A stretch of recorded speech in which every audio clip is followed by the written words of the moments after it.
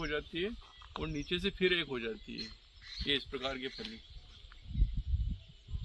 ये बारिश के टाइम पर इसी प्रकार की फलियां आती है। बिल्कुल लाइन से इसी प्रकार के पेड़ लगे हुए हैं। ये यहाँ से वहाँ तक, नीचे से ऊपर तक इस प्रकार से लगी हुई है। और ये सागौन का वृक्ष जो है, इधर पहाड़ी क्षेत्र में वृक्षारोपण करना, फसल करना, कृषि उत्पादन करना बहुत कठिन होता है। इतनी ऊंचाई पर वो गायें जो है, इतनी ऊंचाई पर वो गायें किस प्रकार से चल रही है। गोपालन के क्षेत्र में झाबुआ के आदिवासी लोगों का बहुत महत्वपूर्ण योगदान है।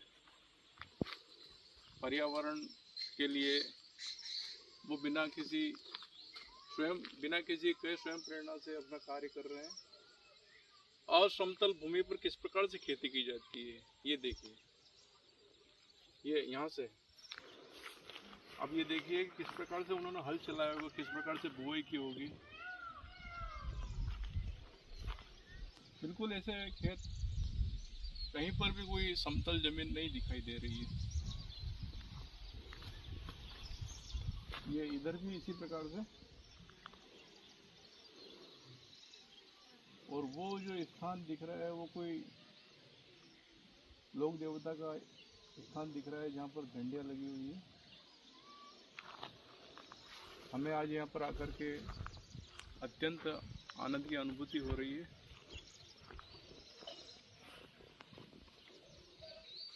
झाबुआ जिले में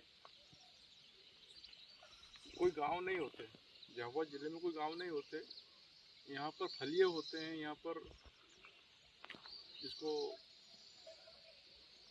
जो कोरोना के टाइम पर भारत सरकार के द्वारा सोशल डिस्टेंसिंग की बात कही गई थी, झाबुआ जिले में आदिवासी समाज में ये प्राचीन काल से चला आ रहा है।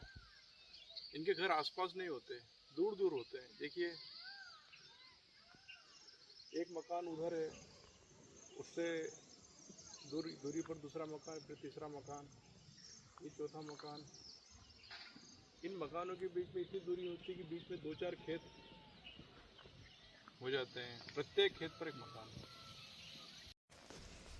जहाँ लोग समतल जमीन पर भी खेती नहीं कर पाते हैं, वहाँ पर ये झाबुआ जिले में पहाड़ी क्षेत्र में स्थानीय लोग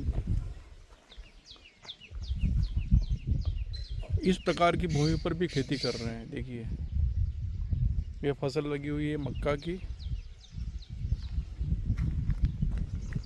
व्यक्ति के संकल्प के आगे कठिनाइयाँ बोनी हो जाती है।